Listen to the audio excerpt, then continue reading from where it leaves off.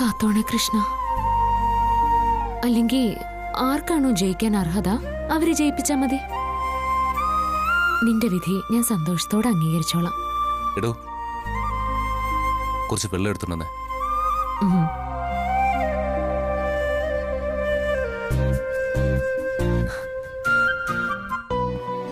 അച്ഛാ, സസ്പെൻസ് ഇടാതെ ഒന്ന് പറയണം. ആരാ നമ്മുടെ ഇന്നത്തെ ഗസ്റ്റ്? അല്ല, ഗസ്റ്റിനെ കൊണ്ടുവരാൻ നമ്മുടെ ഏത് വണ്ടി അയച്ചത്? BMW അതോ ബെൻസോ? ഗസ്റ്റിന് ഇഷ്ടപ്പെട്ട വാഹനത്തിൽ വന്നോളാന്ന് പറഞ്ഞിട്ടുണ്ട്. എനിക്കറിയാം, മുംബൈയിലെ ഏതോ ഹോട്ടലിലെ ചീഫ് ഷെഫ് ആയിരിക്കും അല്ലേ? അങ്ങനെയാണെങ്കിൽ 8 മണിക്കുള്ള ഫ്ലൈറ്റിൽ ആളെത്തി കാണും. എനിക്കും അച്ഛനും അറിയാം ഇന്നത്തെ ഗസ്റ്റ് ആരാണെന്ന്. ആ ഗസ്റ്റ് ഇപ്പൊ വരും, അപ്പൊ നിങ്ങൾ കണ്ടാ മതി. അതിഥി എത്താറായി. അതിഥി വന്നു കഴിഞ്ഞാൽ നമ്മൾ ഉചിതമായി സ്വീകരിക്കണം. നമ്മുടെ ഇന്നത്തെ ഗസ്റ്റ് കനൽ വഴികളിലൂടെ നടന്നു നീങ്ങുന്ന, സ്വന്തം ജീവിതം കൊണ്ട് മറ്റുള്ളവരെ പ്രചോദിപ്പിച്ചുകൊണ്ടിരിക്കുന്ന, എല്ലാവരുടെയും പ്രിയപ്പെട്ട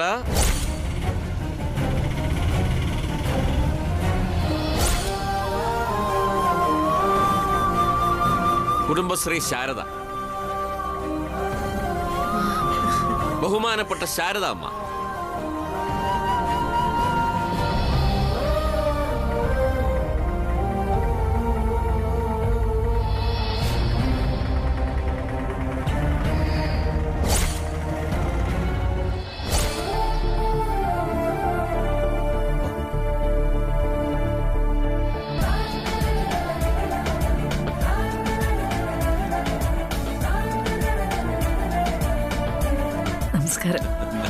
നമസ്കാരം. നമസ്കാരം.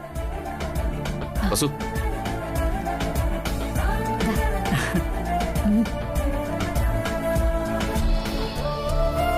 വരൂ ശാരദാമ്മേ, അകത്തേക്ക് വരൂ. വാ.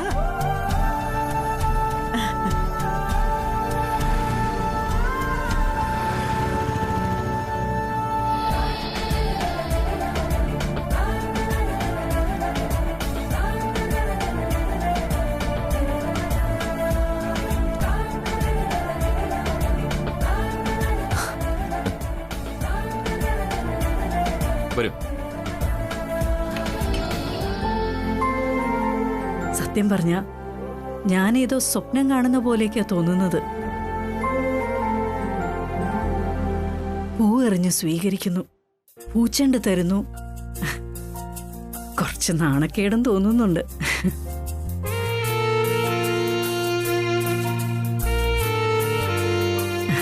എന്തായാലും നിങ്ങളുടെയൊക്കെ സ്നേഹത്തിനും വലിയ മനസ്സിനും ഹൃദയം നിറഞ്ഞ സന്തോഷം. ഞങ്ങളുടെയൊക്കെ മനസ്സിനി എത്രയൊക്കെ വലുതായാലും അത് ശാരദാമ്മയുടെ മനസ്സിന്റെയും ജീവിതത്തിന്റെയും അത്ര വലുതാവില്ല. അതെ, ആരായിരിക്കണം ഈ മത്സരത്തിന്റെ ജഡ്ജെന്ന് ഞാനും വസുവും തമ്മിൽ ചർച്ച ചെയ്തപ്പോ ഒരൊറ്റ പേരെ രണ്ടുപേരുടെ മനസ്സിൽ വന്നുള്ളൂ. അത് ശാരദാമ്മയുടെയാണ്. അയ്യോ, അഖിൽ മുമ്പൊരിക്കൽ ശാരദാമ്മയുടെ കുടുംബശ്രീ ഹോട്ടലിൽ വന്ന് ഭക്ഷണം കഴിച്ചു. അന്ന് മുഴുവൻ അവൻ അവിടത്തെ ഭക്ഷണത്തെ പറ്റിയേ സംസാരിക്കാനുണ്ടായിരുന്നുള്ളൂ. നേരാ, ഇവന്റെ പുകഴ്ത്തൽ കേട്ടപ്പോ വെറുതെ പറയാണെന്നാ കരുതിയെ.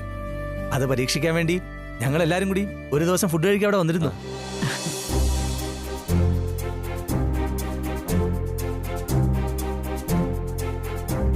പറയാതിരിക്കാൻ വയ്യ, സൂപ്പർ ടേസ്റ്റാ, നാടൻ രുചി.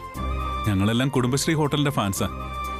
അയ്യോ, ഞാനും ഒരുപാട് പ്രാവശ്യം വന്നിട്ടുണ്ട് 2 ദോശ കഴിക്കണമെന്ന് വെച്ച്. പക്ഷെ 4ഉം 5ഉം ഒക്കെ കഴിച്ചേ തിരിച്ചു വരാൻ പറ്റത്തുള്ളൂ. ഓ, അങ്ങനെ ഞാനും വസു കൂടെ തീരുമാനിച്ചു, ഇന്നത്തെ രുചി മത്സരത്തിന്റെ വിധി നിർണയിക്കുന്നത് ശാരദാമ്മ തന്നെ ആയിരിക്കണം.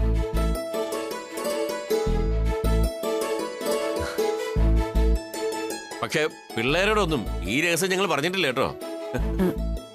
ശാരദാമ്മ വന്ന് ഇറങ്ങിയപ്പോ ഉറപ്പിച്ചു, വിധി 100% സത്യസന്ധമായിരിക്കുമെന്ന്.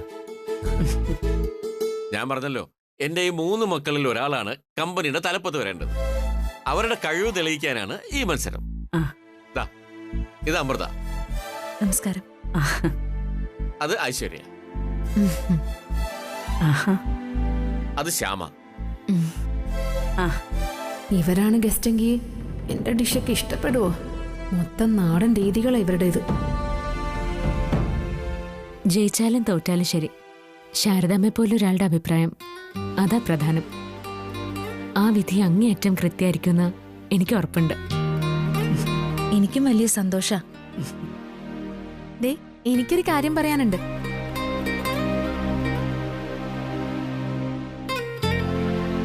ഞാൻ ഉള്ളിലൊന്ന് വെച്ച് പുറമെ മറ്റൊന്ന് പറയുന്ന ആളല്ല. ശാരദാമ്മയുടെ ഹോട്ടലൊക്കെ മികച്ചതാ, അവിടുത്തെ ആഹാരവും അടിപൊളിയാ. പക്ഷേ ഇതുപോലൊരു മത്സരം ജഡ്ജ് ചെയ്യാൻ ശാരദാമ്മയ്ക്ക് യോഗ്യതയുണ്ടോ?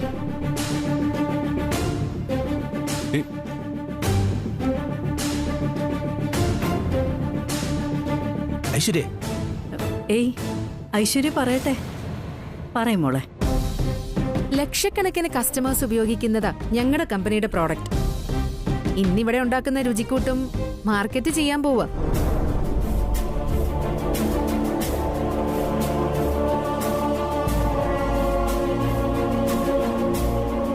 ഹോട്ടലില് കുറച്ചു പേർക്ക് വേണ്ടി ഉണ്ടാക്കുന്നത് പോലെയല്ല ലക്ഷക്കണക്കിന് പേർക്ക് രുചി ഒരുക്കുന്നത്. ഒരു വമ്പൻ ഷെഫ് തന്നെ ജഡ്ജ് ചെയ്യണം.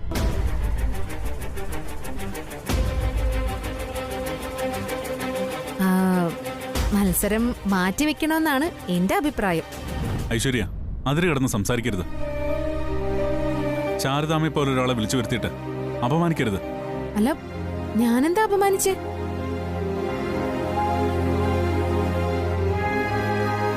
ശാരദാമ്മേ, ഇവള് പറയുന്നൊന്നും കാര്യാക്കണ്ട, ക്ഷമിക്കണം. ഐശ്വര്യ മോളെ, ശാരദാമ്മയുടെ മാപ്പ് പറ. അയ്യോ സാറേ, ഒരു മിനിറ്റ്.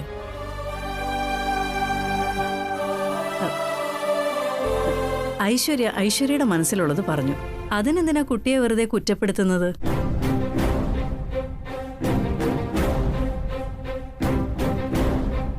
ഒരാളിങ്ങനെയൊക്കെ എന്നെക്കുറിച്ച് പറയുമ്പോ എൻ്റെ ഒരു രീതി വെച്ചിട്ട് ഞാനിവിടുന്ന് വിഷമിച്ച് പിന്മാറുകയാ ചെയ്യേണ്ടത്. ഞാൻ കാരണം ഒരാൾക്ക് ബുദ്ധിമുട്ടുണ്ടാവുന്നത് എനിക്ക് സഹിക്കാൻ പറ്റില്ല. പക്ഷേ ഇന്ന് ഞാൻ ഇവിടുന്ന് പോകുന്നില്ല.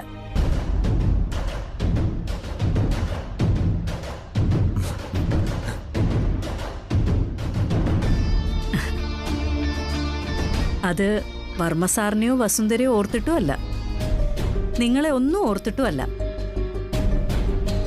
ഐശ്വര്യ പറഞ്ഞില്ലേ, ലക്ഷക്കണക്കിന് ആൾക്കാരാ ഈ കമ്പനിയുടെ രുചിക്കൂട്ട് ഉപയോഗിക്കുന്നതെന്ന്. അവരുടെ ഒരാളായിട്ടാ ഞാനിവിടെ നിൽക്കാൻ പോകുന്നത്.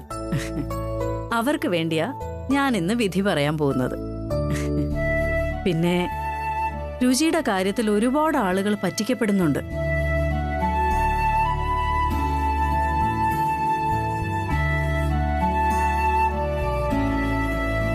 രുചി എന്ന് പറയുന്നത് നാവിന് താൽക്കാലികമായി കിട്ടേണ്ട ഒന്നല്ല.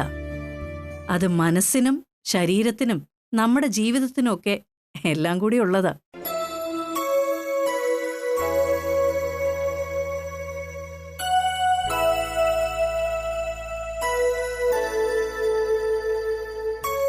നാവിന് ഇഷ്ടമാവുന്നത് പലപ്പോഴും ശരീരത്തിന് ഇഷ്ടമാവണമെന്നില്ല. അറിയാലോ, ആഹാരമാണ് ദൈവം.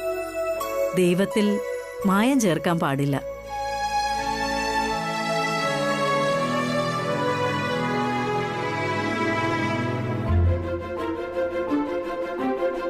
അതുകൊണ്ട് തന്നെ ഇന്ന് ഇവിടത്തെ മത്സരത്തില് വിധി പറയാൻ തന്നെയാണ് എന്റെ തീരുമാനം.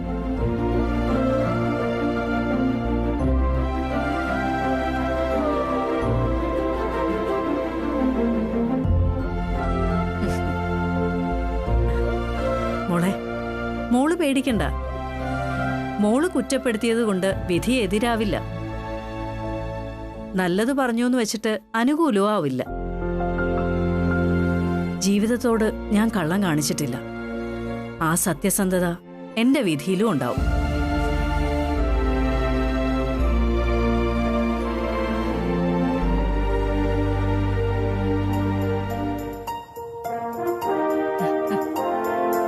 ശാരദാമ്മയുടെ വലിയ മനസ്സായി വാക്കുകൾ. അപ്പോ മത്സരം തുടങ്ങാം അല്ലേ? ഒരു കാര്യം കൂടി, അതൊരു ചെറിയ ഉപദേശ.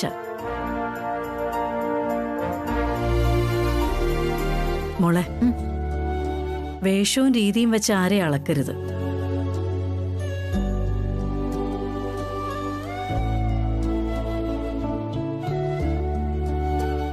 എനിക്കറിയാം, ഒരു വലിയ ഷെഫിനെ പ്രതീക്ഷിച്ചായിരുന്നു ഐശ്വര്യ ഇരുന്നതെന്ന്, അല്ലേ? വന്നതോ ഈ പാവം ശാരദയും. ദേഷ്യം വരും. പക്ഷെ മോളെ, ലോകത്തുള്ള എല്ലാ മനുഷ്യരും പൂർണ്ണതയുള്ളവരാ. പൂർണ്ണമല്ലാത്തതൊന്നും ഈ ഭൂമിയിലില്ല.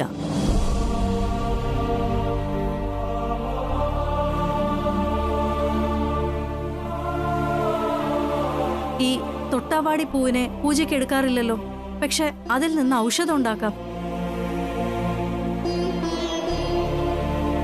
ഒരു മൺകുടം ചെറുതായിട്ട് പൊട്ടിയെന്ന് കരുതുക. കിണറ്റിൽ നിന്ന് വെള്ളം എടുത്ത് വീട്ടിലേക്ക് എത്തുമ്പോ കുറച്ച് വെള്ളം ചോർന്നു പോവും.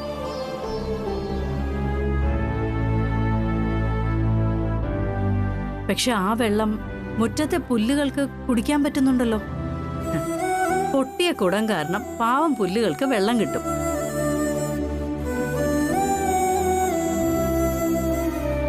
അതുകൊണ്ടാ പൊട്ടിയ കുടവും പൊട്ടാത്ത കുടവും തുല്യമാണെന്ന് പണ്ടുള്ളവര് പറയുന്നത്. ഞാൻ പറയുന്നത് മനസ്സിലായോ മോൾക്ക്?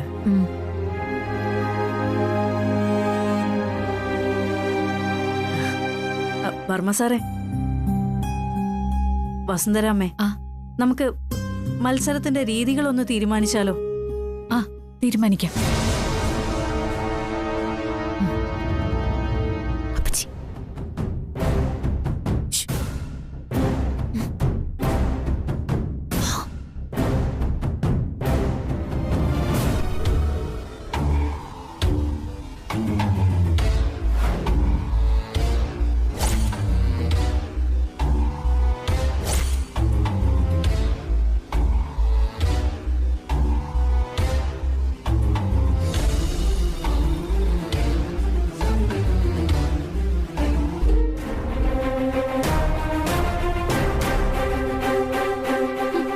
ഒരു പൊട്ടിയ കുടം പൊട്ടാത്ത കുടം.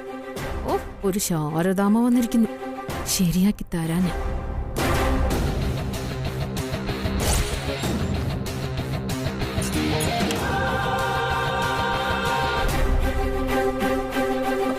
മോളെ, എന്റെ കൈയും കാലും ഒക്കെ കിടുകിടാ വിറയ്ക്കോ. വിറച്ചോടെ നിൽക്കാതെ ഉപ്പുവെള്ളം കലക്കപ്പച്ചി. കലക്കി ആ ശ്യാമയുടെ പച്ചക്കറികളിൽ ആദ്യം ഒഴുക്കി. പിന്നെ മതിയോ അവളുടെ ആ അമൃതയുടെ അവളും തോക്കണം. അവളുടെ ഒരു പാചകം. അതോടെ ആ പാചകം ഗോവിന്ദ ആയിക്കോളും. തുറക്ക് തുറക്ക്.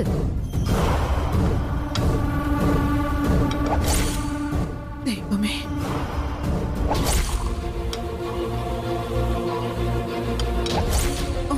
മോളെ വേണോ? മോളെ, നമ്മള് ചെയ്യുന്ന പാപമല്ലേ? ശാരദാമ്മ പറഞ്ഞത് വെച്ചാണെങ്കിലേ എല്ലാ മനുഷ്യരും പൂർണ്ണരാ, നമ്മളും പൂർണ്ണരാ. അപ്പൊ ചെമ്മോട്ട് ഒഴുക്കി, ഒരു പാപമില്ല. എടു.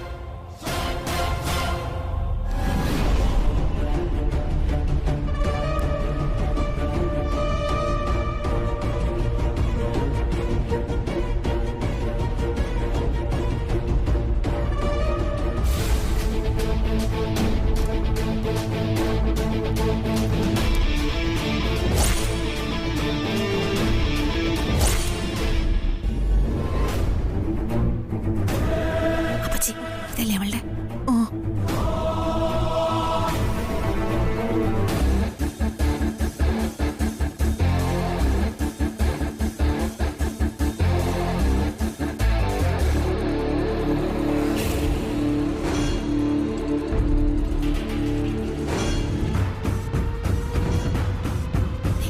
ഇത് അമൃതയുടെ അല്ലേ?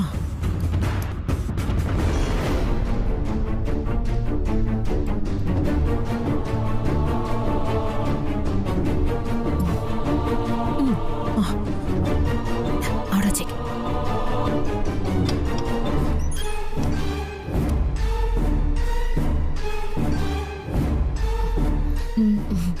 അമൃതടുത്തി ഒന്ന് വന്നേ. എന്താ? ശ്യാമേ, എത്രയും പെട്ടെന്ന് ജയിക്കാനുള്ള ഓട്ട വിട്ടുകൊടുക്കരുത്. നീ വേണം ജയിക്കാൻ, കേട്ടോ? എടുത്തി നീ എന്തിനാ വിളിച്ചത്? അമൃത എടുത്തി ഞാനും ജയിക്കാതിരിക്കാനുള്ള എല്ലാ കളികളും ഐശ്വര്യടുത്തി നടത്തിക്കൊണ്ടിരിക്കുക. നീ എന്താ പറയുന്നത്? എനിക്കൊന്നും മനസ്സിലാവുന്നില്ല. പറയുമ്പോ എടുത്തി വെറുതെ ടെൻഷനൊന്നും ആവരുത്. എനിക്കും ഇടത്തേക്ക് ഉപയോഗിക്കാനുള്ള പച്ചക്കറികളിലൊക്കെ ഐശ്വര്യടുത്തി ഉപ്പുവെള്ളം ചേർത്തിരിക്കുക. അയ്യോ, നമ്മുടെ പാചകം ഒന്നും ശരിയാവില്ല. നമ്മൾ ശാരദമ്മയോട് സംസാരിക്കുന്നതിനിടയില് ഐശ്വര്യടുത്തി പുറകിലേക്ക് പോകുന്നത് ഞാൻ ശ്രദ്ധിച്ചായിരുന്നു. അപ്പച്ചിയും ഐശ്വര്യടുത്തിയും ഒരേ സ്ഥലത്തേക്ക് പോകുന്നത് ഞാൻ കണ്ടു. എന്താണെന്നറിയാനാ ഞാൻ പിന്തുടർന്നു പോയത്.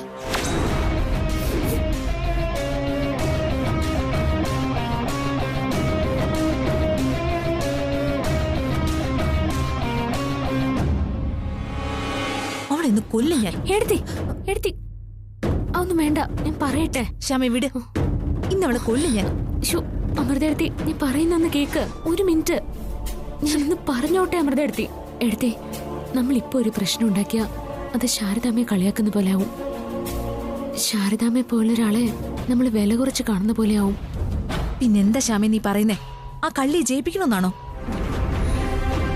പറഞ്ഞില്ലേ ശ്യാമേ, എനിക്ക് ജയിക്കണ്ട. ഞാൻ ജയിക്കില്ലെന്നും അറിയാം. പക്ഷേ ശ്യാമേ, നീ ജയിക്കണം. ആ ചതിയിൽ കൂടെ നിന്നെ തോൽപ്പിക്കാൻ ഞാൻ സമ്മതിക്കില്ല. നീ വിട്ടെ. എടുത്തി, വേണ്ട, ബഹളൊന്നും വേണ്ട. അവരൊക്കെ ചെയ്ത ചതിപ്രയോഗങ്ങൾ നമുക്ക് നേരിടാൻ പറ്റും. ഉപ്പുവെള്ളം ഒഴിച്ച് കേടാക്കിയതിനൊക്കെ പ്രതിവിധിയുണ്ട്. നല്ല തിളച്ച വെള്ളത്തിൽ ആ പച്ചക്കറി ഒന്ന് കഴുകിയെടുത്താൽ മതി. അപ്പൊ ഒക്കെ ശരിയായിക്കോളും. ശരിയാവോ? എടുത്തി വാ വാ.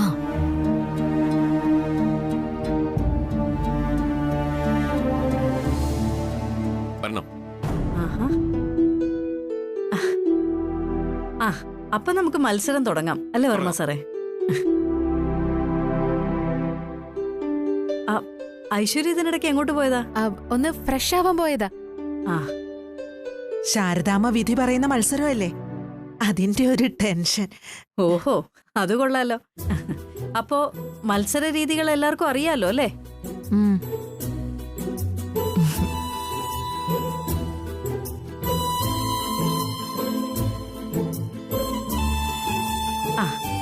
എന്നാ പിന്നെ നമുക്ക് മത്സരം തുടങ്ങിയാലോ സാറേ? തുടങ്ങാം.